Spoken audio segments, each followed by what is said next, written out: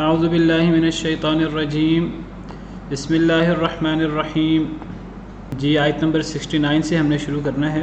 وما علی الذین یتقون من حسابہم من شیء ولکن ذکری لعلہم یتقون۔ وما علی الذین، اور نہیں ہے ان لوگوں پر جو ڈرتے ہیں، من حسابہم من شیء، ان کے حساب سے کچھ بھی، ولیکن ذکر لعلہم یتقون، لیکن نصیحت کرنا ہے تاکہ وہ ڈر جائیں۔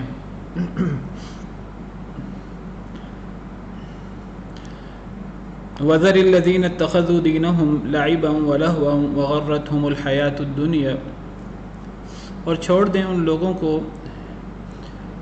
جنہوں نے پکڑا اپنے دین کو لعبا ولہوا، کھیل اور تماشا، وغرتہم الحیاۃ الدنیا، اور دھوکے میں ڈال دیا انہیں دنیا کی زندگی نے، قریبی زندگی نے۔ دنیا کا لفظی مطلب قریبی، ایک زندگی دنیا کی ہے اور ایک زندگی آخرت کی ہے، تو دنیا کا لفظی مطلب عربی زبان میں قریبی ہوتا ہے۔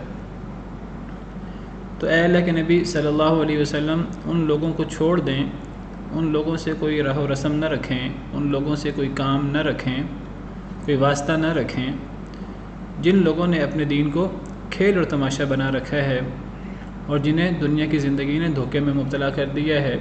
یعنی جو لوگ اللہ سے ڈرتے نہیں، جو لوگ غفلت کے اندر زندگی گزار رہے ہیں اور وہ دنیا کی زندگی کو کھیل اور تماشا سمجھتے ہیں اور وہ دنیا کی زندگی کے دھوکے میں مبتلا ہیں۔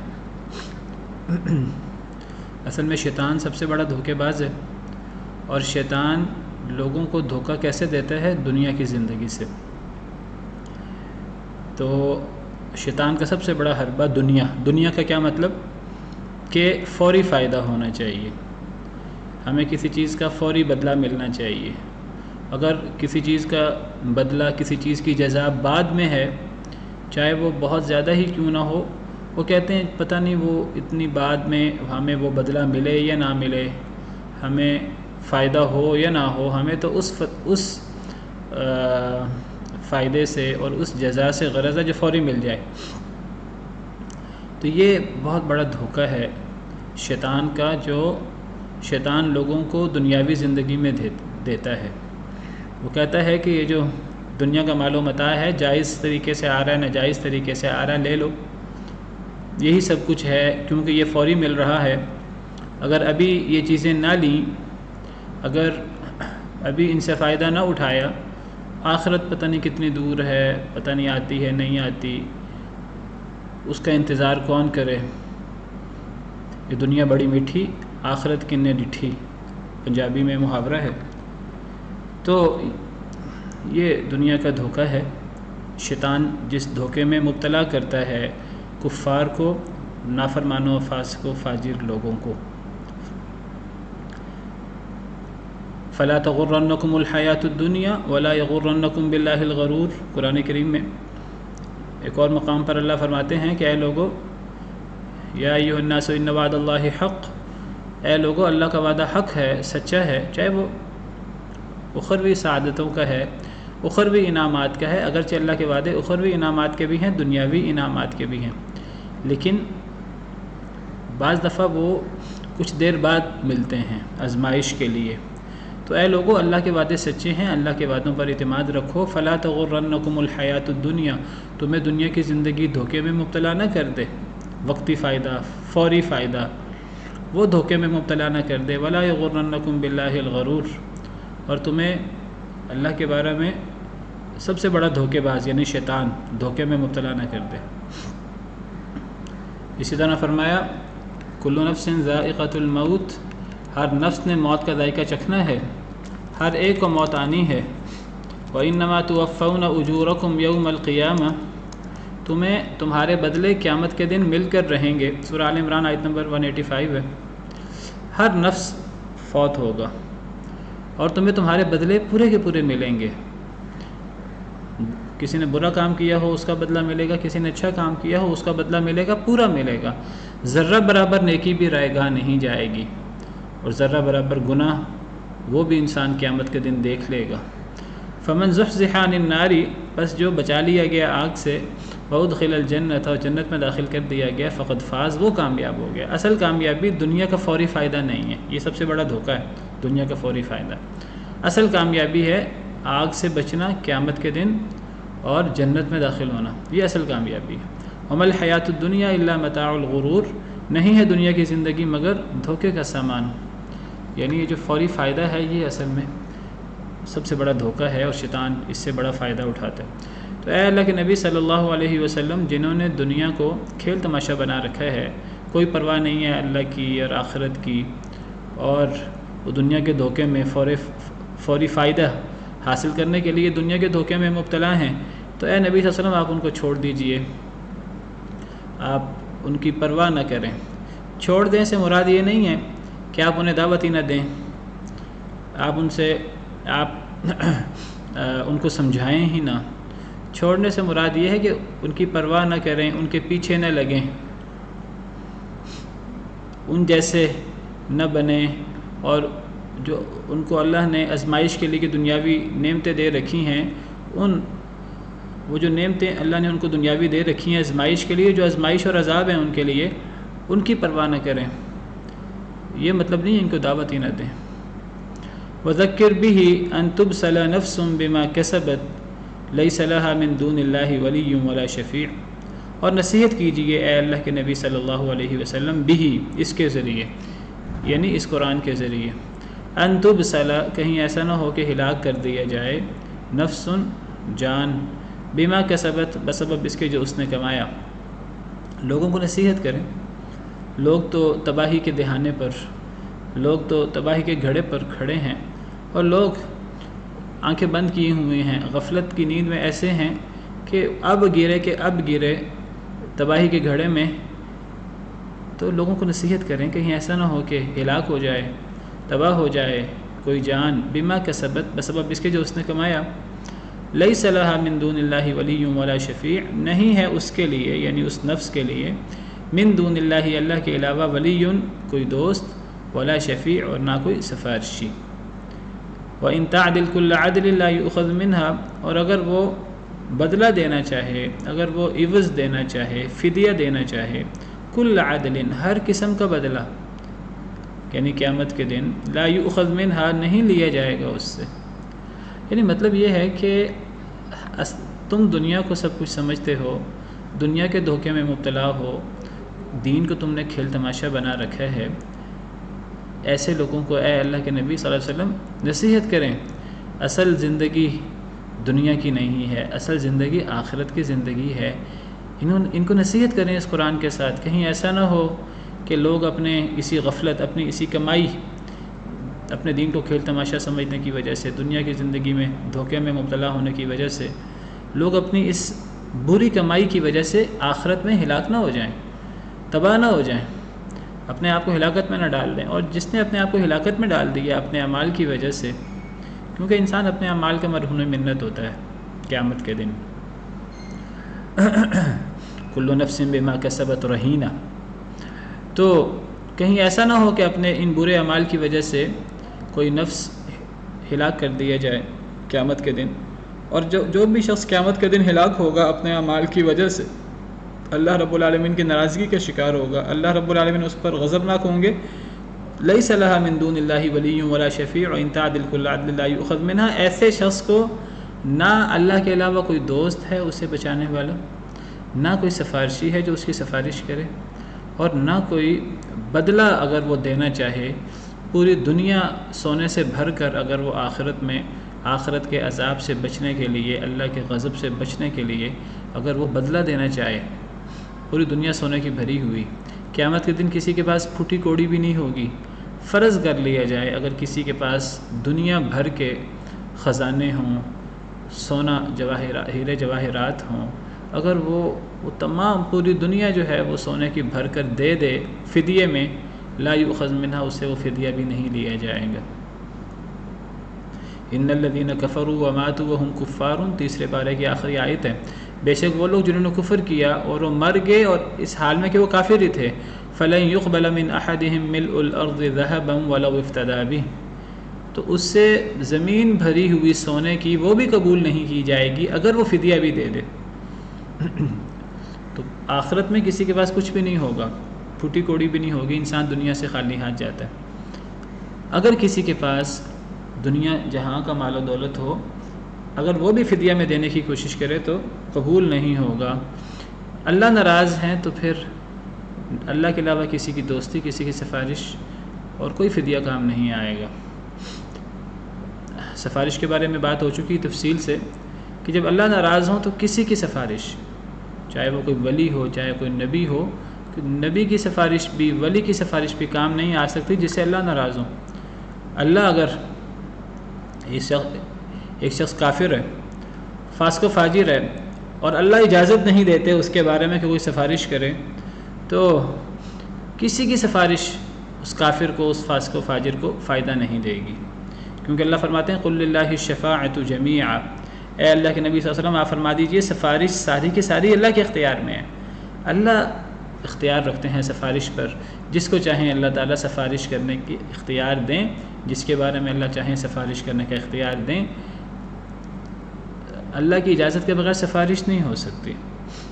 من ذا الذی یشفع عنده الا باذنہ، کون ہے جو سفارش کر سکے اللہ کے نزدیک مگر اللہ کی اجازت سے؟ تو جب اللہ ہی کسی سے ناراض ہوں گے، جب کوئی اپنے اعمال کی وجہ سے ہلاک ہوگا اور اللہ اس سے ناراض ہوں گے اور اللہ اس کے لیے کسی کو سفارش کرنے کی اجازت نہیں دیں گے، تو ایسے شخص کے لیے نہ کوئی ولی ہوگا نہ کوئی سفارشی ہوگا، اور اگر ایسا شخص کوئی بدلہ دینا چاہے، کوئی فدیہ دینا چاہے، اس سے قبول بھی نہیں کیا جائے گا۔ اولئک الذین ابسلوا بما کسبوا، یہی لوگ ہیں یہ ہلاک کر دیے گئے بسبب اس کے جو انہوں نے کمایا۔ اللہ فرماتے ہیں یہ جو قیامت کے دن ہلاک ہو جائیں گے، یہ لوگ اللہ کے غضب کا شکار ہوں گے، اور نہ کوئی ولی ہوگا ان کے لیے، نہ کوئی سفارشی ہوگا، کوئی فدیہ قبول نہیں ہوگا۔ اللہ فرماتے ہیں یہ اللہ کی ان پر کوئی زیادتی نہیں ہے، یہ اپنے اعمال کی وجہ سے ہلاک ہو رہے ہیں، اپنے اعمال کی وجہ سے ہلاکت میں ڈال دیے گئے ہیں۔ لہم شراب من حمیم وعذاب علیم بما كانوا یکفرون، ان کے لیے پینا ہوگا گرم پانی سے، وعذاب علیم، اور عذاب ہوگا دردناک، بما كانوا یکفرون، بسبب اس کے جو وہ انکار کرتے تھے۔ ان کو بڑے سخت قسم کے عذاب دیے جائیں گے، دردناک عذاب ہوگا، المناک عذاب ہوگا، اور اگر پینے کو کچھ دیا جائے گا تو وہ گرم کھولتا ہوا پانی، ایسا کھولتا ہوا پانی، اللہ معاف کرے، کہ اگر وہ منہ کے قریب کوئی لائے گا تو اتنا گرم ہوگا کہ اس کی بھاپ سے ہی جیسے گوشت کو بھون دیا جاتا ہے، ایسے نافرمانوں کے چہرے گویا کہ بھون دیے جائیں گے، والعیاذ باللہ۔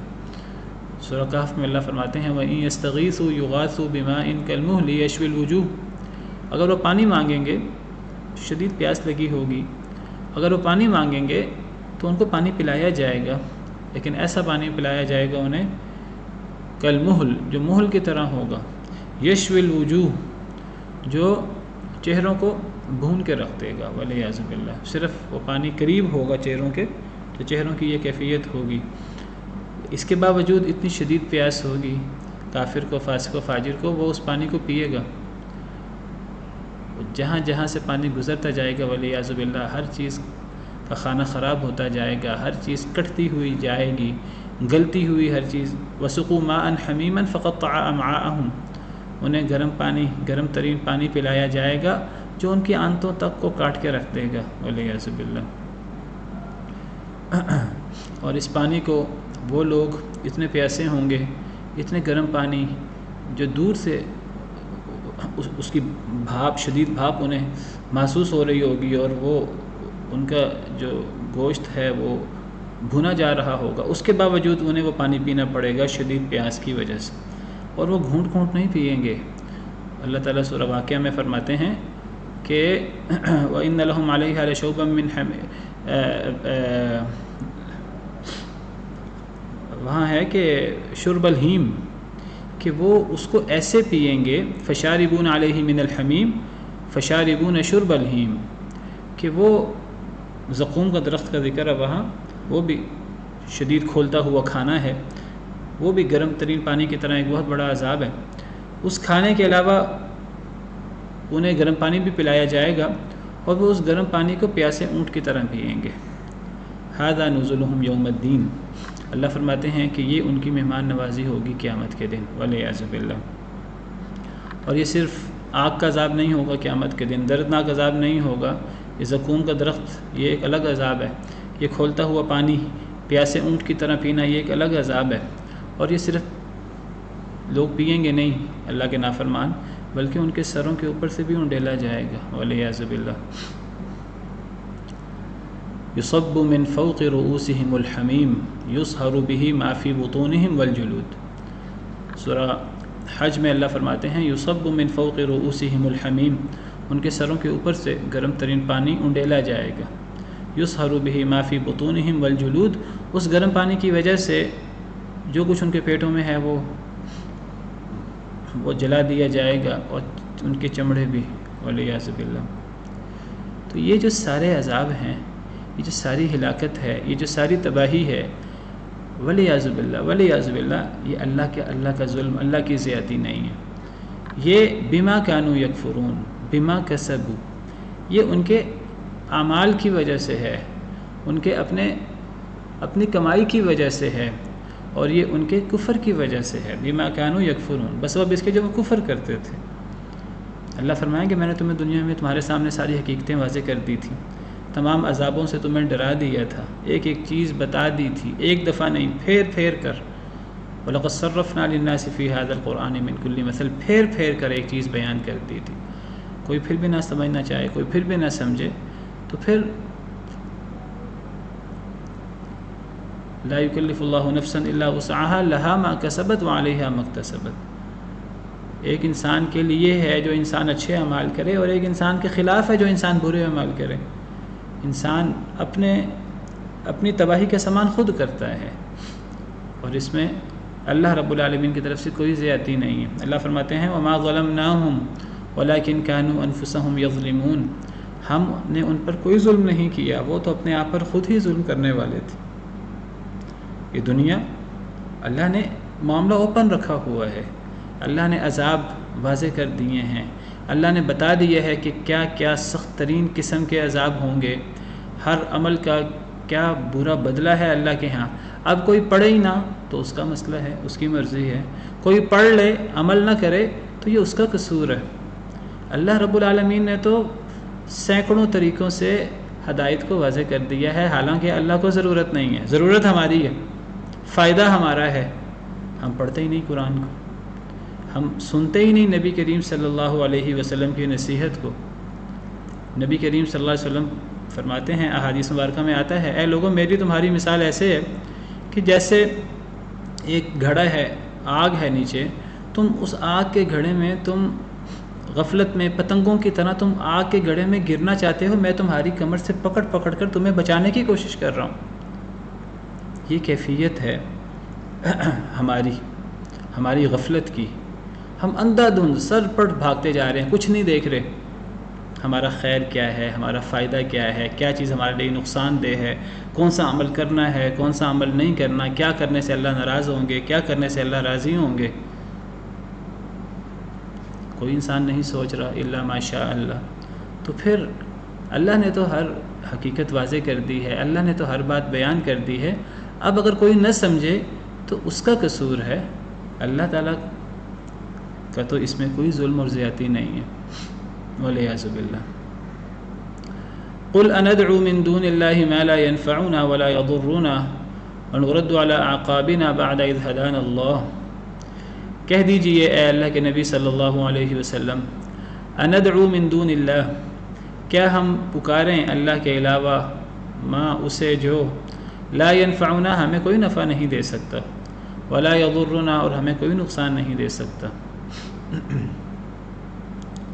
کیا ہم اللہ کے علاوہ انہیں پکاریں جو ہمیں نہ نفع دے سکتے ہیں نہ نقصان دے سکتے ہیں۔ اس سے پتہ لگا کہ معبود کے لیے بنیادی شرط یہ ہے، معبود حقیقی وہ ہوتا ہے جو نفع دے سکے نقصان دے سکے دوسروں کو، جو اس کی عبادت کرے، جو اس کو پکارے۔ جو کسی کو نفع نہ دے سکے، کسی کو نقصان نہ دے سکے، تو کیا اسے پکارنا چاہیے؟ کیا اس کی عبادت کرنی چاہیے؟ ہرگز نہیں۔ جو دوسروں کا نفع نقصان تو چھوڑیں، جو اپنے آپ کو نفع نقصان نہ دے سکے تو کیا اس کو پکارنا چاہیے؟ ہرگز نہیں پکارنا چاہیے۔ یاد رکھیے شیطان کا سب سے بڑا حربہ بہت بڑا حربہ نیک لوگوں کی ذات میں غلو، شیطان اس میں لوگوں کو مبتلا کر دیتا۔ کچھ لوگ تو ہیں جو نیکی کی طرف آنا ہی نہیں چاہتے، کچھ لوگوں کو کوئی پرواہ نہیں ہے، اللہ کا ہی انکار کیے بیٹھے ہیں، یہ اللہ کو مانتے ہیں لیکن اللہ کے ساتھ شرک کیے بیٹھے ہیں، کہتے بھی اللہ کو مانتے ہیں اور صراحت کے ساتھ اللہ کی نافرمانی بھی کر رہے ہیں۔ اور کچھ ایسے لوگ ہیں کہ وہ کہتے ہیں ہم نیک کام کرتے ہیں، لیکن وہ نیکی کیا سمجھتے ہیں؟ ایسی نیکی بنا رکھی ہے جو انہوں نے خود ساختہ نیکی بنا رکھی ہے۔ یہ شیطان کے وسوسے میں آ کر انہوں نے کچھ چیزوں کو دین یا نیکی بنا رکھا ہے، حالانکہ وہ دین اور نیکی نہیں ہے۔ وہ کہتے ہیں دیکھو یہ فلاں نیک لوگ ہیں، ہم نیک لوگوں کی عزت کر رہے ہیں، ہم نیک لوگوں کا احترام کر رہے ہیں، فلاں لوگ ہیں وہ اولیاء کا مقام اور اولیاء کا ادب ہی نہیں کرتے، اولیاء کا احترام ہی نہیں کرتے، انبیاء کا احترام ہی نہیں کرتے۔ اور وہ انبیاء اور اولیاء کا احترام سے مراد کیا لیتے ہیں کہ انہیں عالم الغیب سمجھا جائے، انہیں مشکل کشا حاجت روا سمجھا جائے، یہ سمجھا جائے کہ وہ ہمیں نفع بھی دے سکتے ہیں، یہ سمجھا جائے کہ وہ ہمیں نقصان بھی دے سکتے ہیں، چاہے وہ فوت ہو چکے ہیں، قبر میں جا چکے ہیں۔ انہیں اتنا بھی نہیں پتہ کہ وہ کب اٹھائے جائیں گے، کب قیامت آئے گی، کب باعث بعد الموت ہوگا، انہیں اتنا بھی نہیں پتہ۔ تو ان لوگوں کی شان میں غلو کر کے، ان میں خدائی اختیارات پیدا کر کے، اپنی زندگی میں تو وہ نبی اور ولی، ان کے پاس خدائی اختیارات نہیں تھے، اپنی زندگی میں ان پر بیماریاں آئیں، مصیبتیں آئیں، اللہ تعالیٰ آزمائشیں بھیجتے ہیں اور اللہ تعالیٰ آزمائشوں کے ذریعے درجات بلند کرتے ہیں۔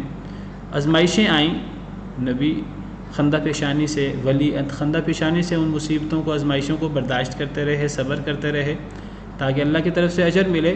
وہ اپنے آپ کو مصیبتوں سے، بیماریوں سے، موت سے تو بچا نہ سکے زندگی میں، تو جب اللہ کے پاس چلے گئے تو قبر میں چلے گئے۔ اب قبر میں جا کر ان کے پاس اتنا اختیار آ گیا ہے، اتنی پاور آ گئی ہے کہ وہ اب لوگوں کی مدد بھی کر سکتے ہیں، اپنے نہ ماننے والوں کو نقصان بھی پہنچا سکتے ہیں۔ یہ ایک بہت بڑا حربہ ہے شیطان کا کہ نیک لوگوں کی ذات میں غلو۔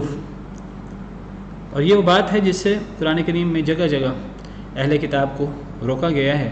یا اہل الکتاب لا تغلوا فی دینکم، اے اہل کتاب اپنے دین میں غلو نہ کرو، ولا تقولوا علی اللہ الا الحق، اللہ پر حق کے علاوہ کوئی بات نہ کہو۔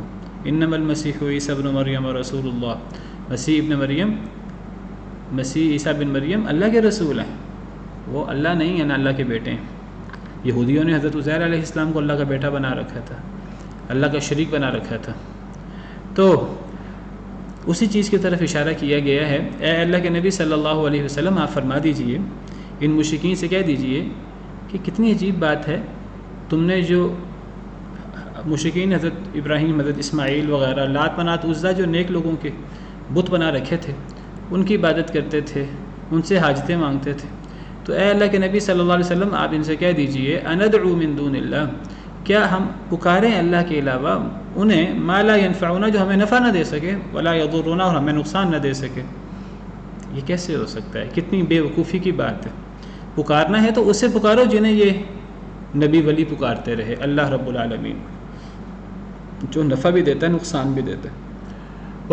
وَنُرَدُّ عَلَىٰ أَعْقَابِنَا، کیا ہم لوٹا دیے جائیں، عَلَىٰ أَعْقَابِنَا، اپنے قدموں پر، کیا ہم اپنے قدموں پر الٹے کر دیے جائیں، بعد اذ ہدانا اللہ، اس کے بعد کہ جب اللہ نے ہمیں ہدایت دے دی۔ ہدایت کیا ہے؟ ہدایت یہ ہے کہ اللہ کی عبادت کی جائے، صرف اللہ وحدہ لا شریک کو پکارا جائے، صرف اللہ رب العالمین کے لیے نظر و نیاز ہو، عبادت کی ساری صورتیں اللہ رب العالمین کے لیے مقرر کی جائیں۔ اس چیز کو چھوڑ کر کیا ہم بھی ان لوگوں کو پکارنا شروع کر دیں، ان لوگوں کی عبادت شروع کر دیں جو ہمیں نہ نفع دے سکیں نہ نقصان دے سکیں؟ یہ تو گویا کہ ہدایت کے بعد گمراہی والی بات ہے۔ تو اصل میں مشرکین مکہ نبی صلی اللہ علیہ وسلم سے کہتے تھے کہ آپ غلطی پر ہیں، آپ ہمیں غلط بات کی طرف بلا رہے ہیں، آپ کو بھی دوبارہ ہمارے دین کی طرف واپس آ جانا چاہیے۔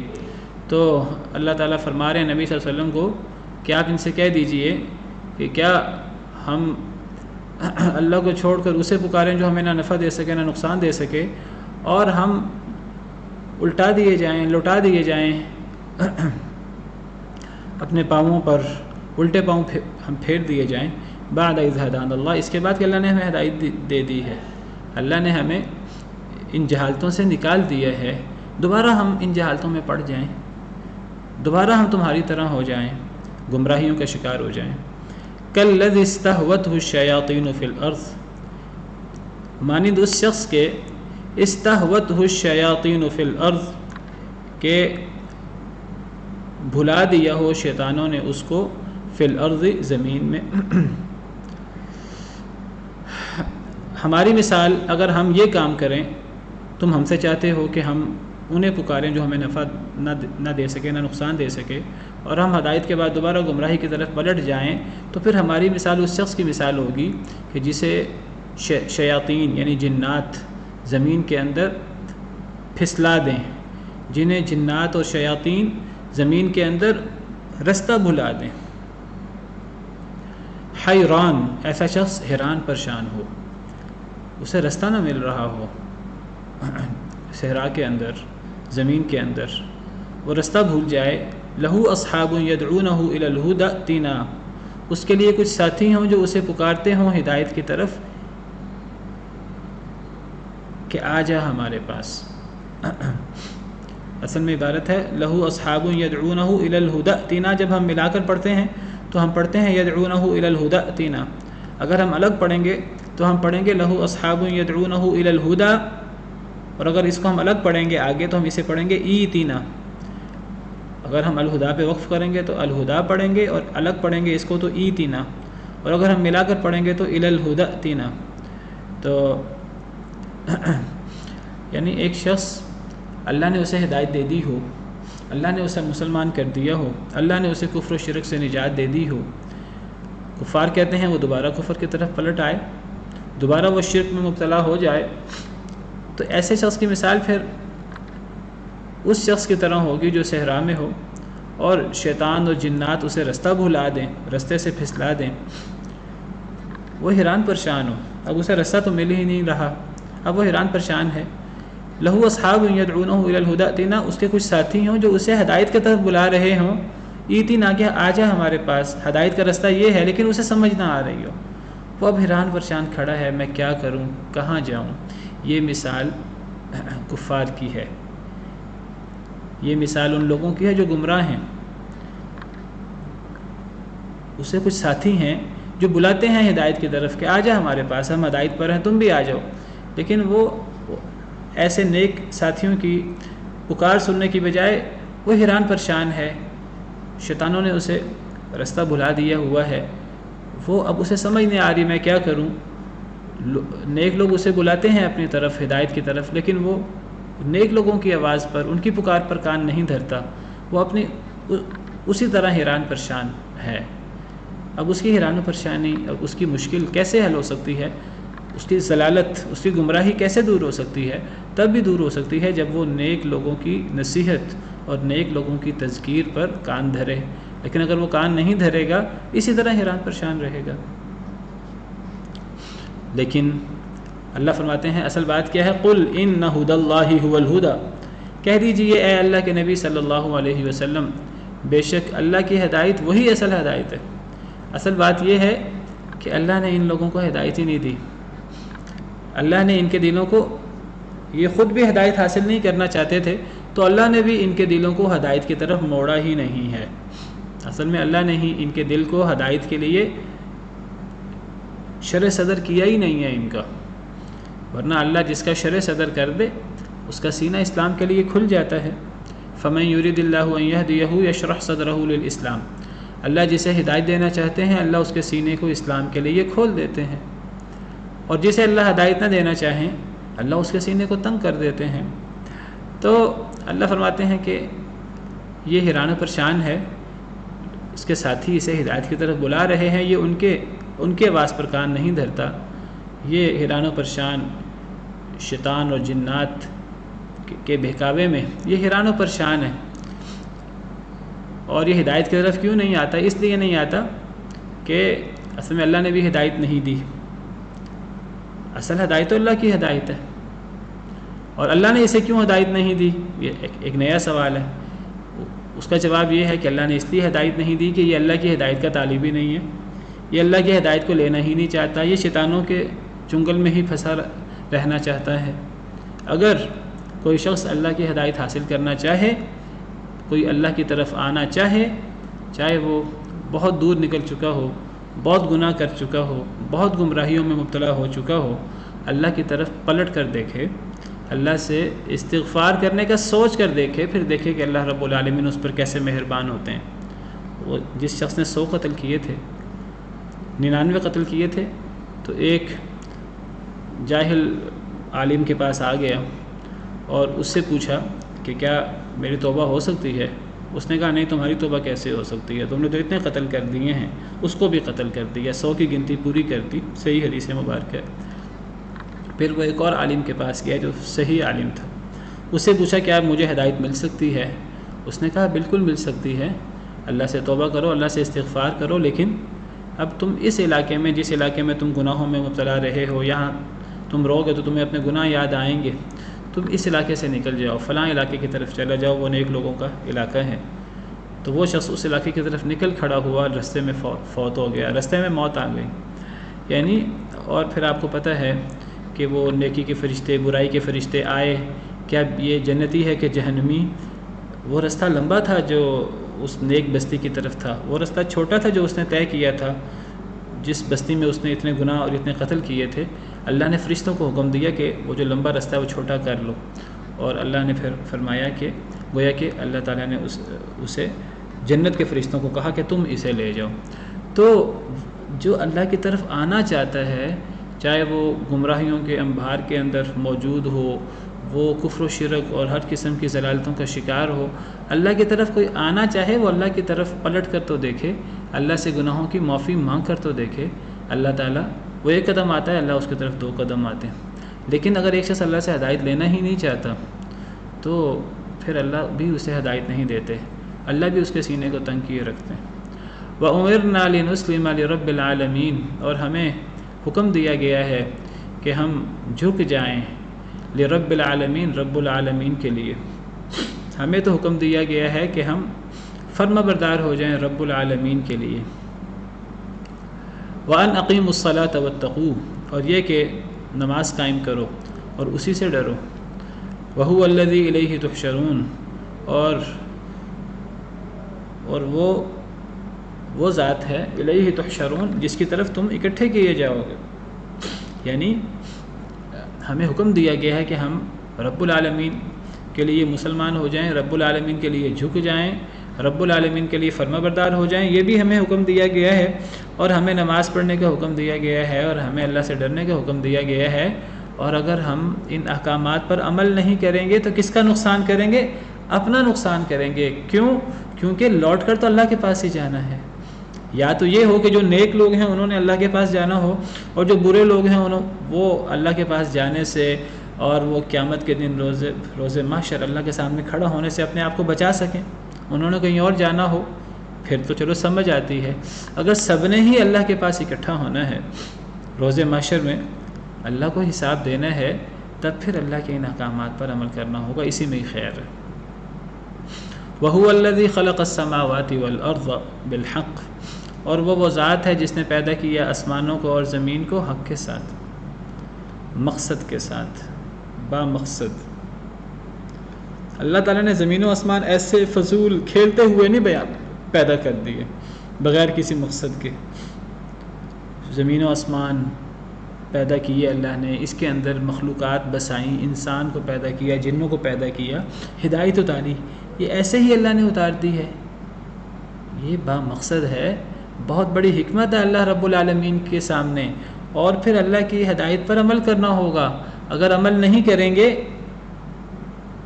اور ہم غفلت کے اندر زندگی گزار دیں گے، گویا کہ ہم زبان حال سے اللہ تعالیٰ کو یہ کہہ رہے ہیں کہ اللہ نے یہ نظام ایسے ہی بنا دیا ہے، اللہ نے یہ زمین و آسمان کو کھیلتے ہوئے پیدا کر دیا ہے، زمین و آسمان کی پیدائش کا کوئی مقصد نہیں ہے۔ مجھے ذرا بتائیے کہ جو لوگ غفلت میں زندگی گزار رہے ہیں، کفر کے اندر زندگی گزار رہے ہیں، ان کی زندگی میں اور جانوروں کی زندگی میں کوئی فرق نہیں ہے۔ جانور بھی کھاتے پیتے سوتے ہیں اور اولادیں پیدا کرتے ہیں، یہ بھی کھاتے پیتے سوتے ہیں اور اولادیں پیدا کرتے ہیں، کوئی زندگی کا مقصد نہیں ہے، بس یہ مقصد ہے کہ اچھا کھا لیں، اچھا پہن لیں، اچھے گھر بنا لیں، عیش و عشرت کر لیں۔ والذین کفروا یتمتعون ویأکلون کما تأکل الانعام، کافر لوگ فائدے اٹھاتے ہیں دنیا کے، ایسے کھاتے ہیں جیسے جانور کھاتے ہیں، والنار مثوی لہم، آگ ان کا ٹھکانہ ہے۔ تو جو لوگ غفلت کی زندگی گزارتے ہیں، بے مقصد زندگی گزارتے ہیں، کوئی مقصد نہیں ہے ان کا اللہ کو راضی کرنا، اللہ کے احکامات پر عمل کرنا، تو یہ لوگ در حقیقت اللہ کی نافرمانی بھی کر رہے ہیں، اور یہ لوگ در حقیقت اللہ نے جو زمین و آسمان بنایا، یہ کائنات بنائی، یہ مخلوقات بسائیں، انسان پر اللہ نے انسان کو پیدا کیا، انسان کو اللہ نے ہدایت دی، نبیوں کے ذریعے وحی اتاری، یہ اصل میں اس سب کے منکر ہیں در حقیقت۔ یہ سمجھتے ہیں کہ اللہ رب العالمین نے زمین و آسمان کو ایسے فضول میں ہی بنا دیا۔ تو اللہ فرماتے ہیں نہیں، اللہ نے پیدا کیا ہے آسمان و زمین کو با مقصد، بڑی حکمت کے ساتھ۔ انسان کو اللہ کے اس مقصد کو سامنے رکھنا چاہیے، اور انسان کو اللہ کے بتائے ہوئے طریقے کے مطابق زندگی گزارنی چاہیے۔ اللہ فرماتے ہیں وما خلقنا السماء والارض وما بینہما باطلا، ہم نے آسمان و زمین کو باطل نہیں بنایا، باطل پیدا نہیں کیا۔ وما خلقنا السماء والارض وما بینہما لاعبین، ہم نے زمین و آسمان کو کھیلتے ہوئے پیدا نہیں فرمایا۔ ویوم یقول کن فیکون، اور وہ دن ہوگا جس دن اللہ کہے گا کن، ہو جا، فیکون، تو وہ ہو جائے گا۔ یعنی جب قیامت کا دن آئے گا، قیامت کا دن آنا ہے، اللہ نے زمین و آسمان کو بے مقصد پیدا نہیں کیا، با مقصد پیدا کیا ہے۔ یہ جو زمین و آسمان پیدا ہوئے ہیں، یہ جو ہم دنیا کے اندر زندگی گزار رہے ہیں، یہ پہلی زندگی ہے، ایک اور زندگی بھی ہے۔ پہلی زندگی ختم ہوگی، قیامت کا دن قائم ہوگا، پھر اللہ کی طرف لوگ اکٹھے کیے جائیں گے، پھر وہاں حساب ہوگا، وہ حقیقی زندگی ہوگی، وہ دائمی زندگی ہوگی۔ یہ کیسے وہ زندگی دائمی ہوگی؟ یہ وہ دن ہے قیامت، اور قیامت کے بعد اٹھنے کا دن۔ کفار جس کا انکار کرتے ہیں، جو آخرت کا انکار کرے، وہ در حقیقت دنیا کو سب کچھ سمجھتا ہے، اور وہ سمجھتا ہے دنیا بے مقصد ہے۔ اللہ فرماتے ہیں ہرگز نہیں، کہ دنیا بے مقصد نہیں ہے، اصل زندگی اخروی زندگی ہے، مرنے کے بعد زندگی ہوگی، کوئی اس کو کتنا ہی بعید سمجھے۔ تو فرمایا کہ وَيَوْمَ يَقُولُ، اور وہ دن جس دن اللہ کہے گا کن، ہو جا، تو بس ہو جائے گا۔ اور وہ دن، یہ بھی مراد ہو سکتا ہے اس دن کو یاد کرو، اس دن کو یاد رکھو جس دن اللہ فرمائے گا ہو جا تو ہو جائے گا۔ اللہ فرمائے گا قیامت قائم ہو جائے، قیامت قائم ہو جائے گی۔ اللہ فرمائیں گے کہ اب بعد الموت ہو جائے، سب زندہ ہو جائیں، سب زندہ ہو جائیں گے۔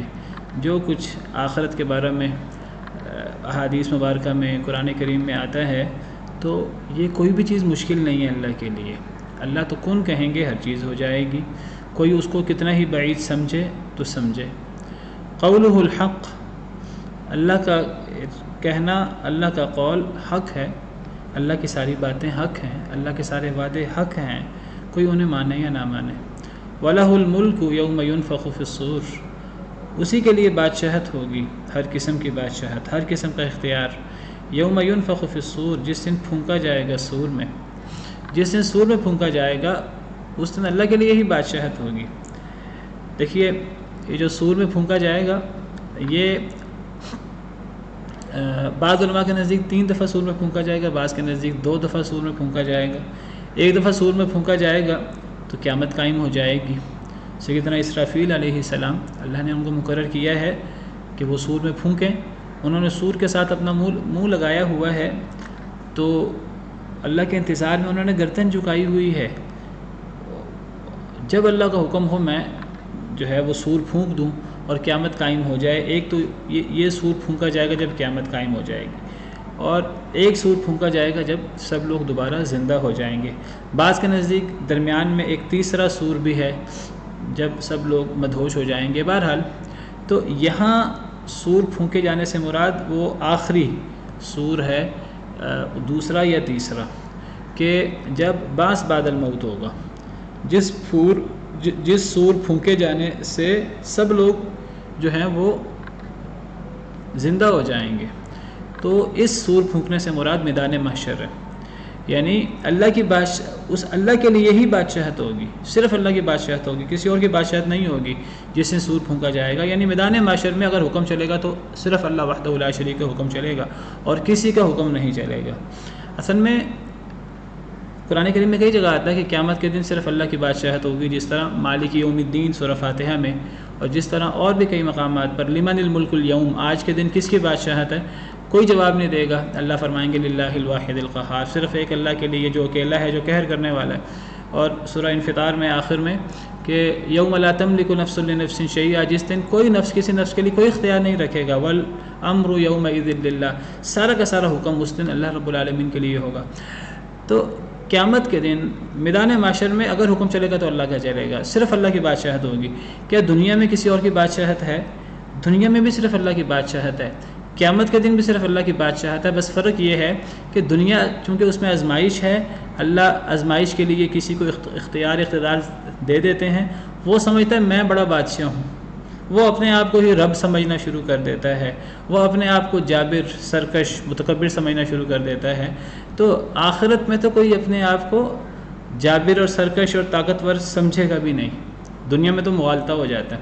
تو سارا کا سارا اختیار سور جب پھونکا جائے گا، آخری سور جب لوگ زندہ ہوں گے میدان معاشر میں، اللہ کے لیے ہوگا۔ عالم الغیب والشہادہ، اللہ جاننے والے ہیں غیب کے اور حاضر کے، وہو الحکیم الخبیر، اور وہ بہت حکمت والے، بہت خبردار ہیں۔ سبحان ربک رب العزت عما یصفون وسلام علی المرسلین والحمد للہ رب العالمین۔